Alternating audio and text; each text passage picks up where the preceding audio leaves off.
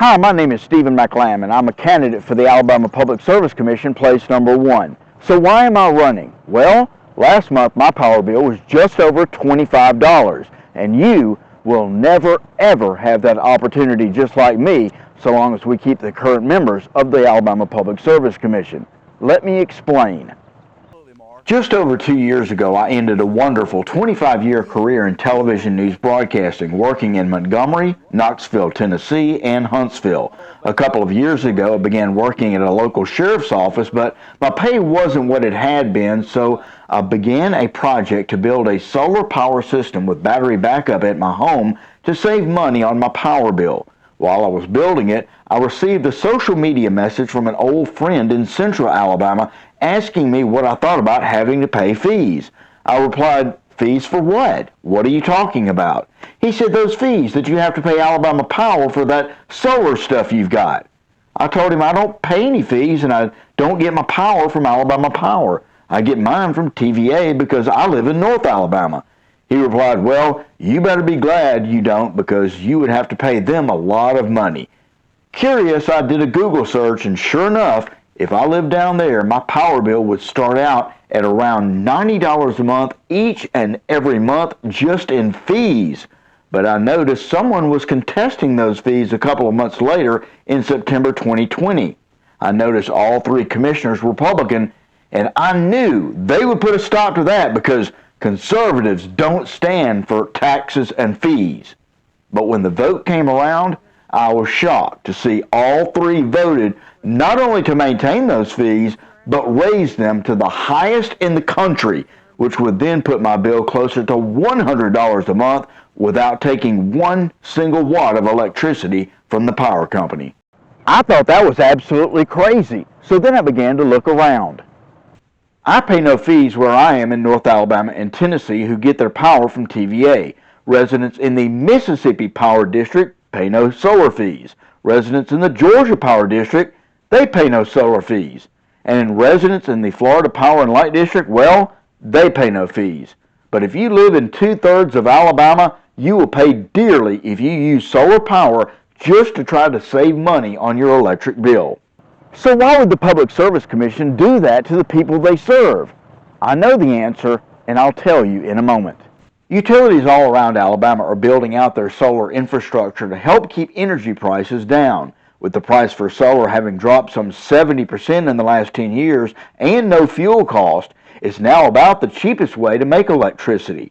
TVA has around 800 megawatts of solar installed in their system with plans for 3,000 by the year 2024.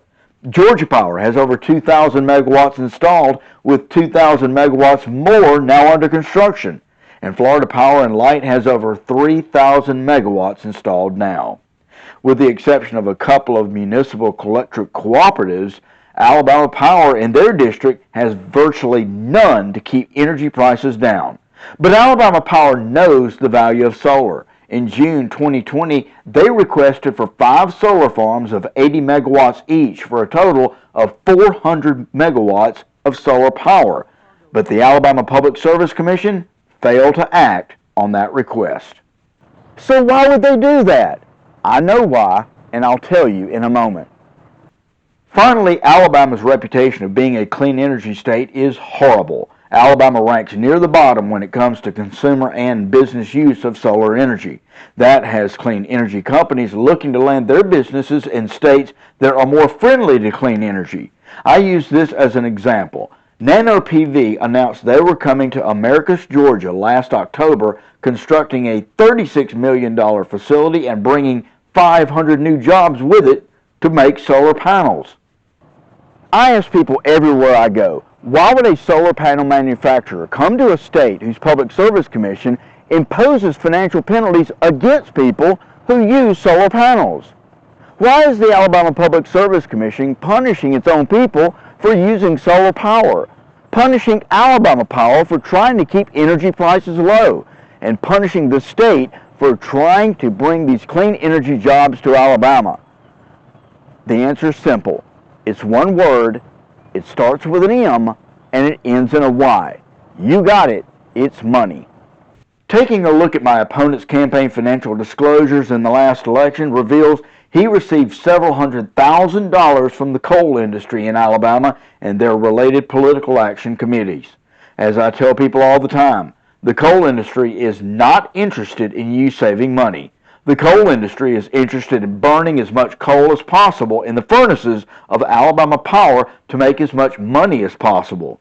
Put more solar power into the energy mix, and that's less money for the coal industry, so when issues arise on the Public Service Commission that have a negative impact on the coal industry, they're always shot down. If I'm elected, I will vote to end those solar fees and give you energy choice, because I believe it's your right to decide what energy comes into your home and not be financially punished for it. If I'm elected, I will vote to give Alabama Power those 400 megawatts of solar energy and help keep energy costs down for everyone. And if I'm elected, I will work hard to change the image of this state and bring those clean energy jobs to Alabama that are currently going elsewhere. I'm Stephen McLamb, and I hope you'll vote for me on May 24th.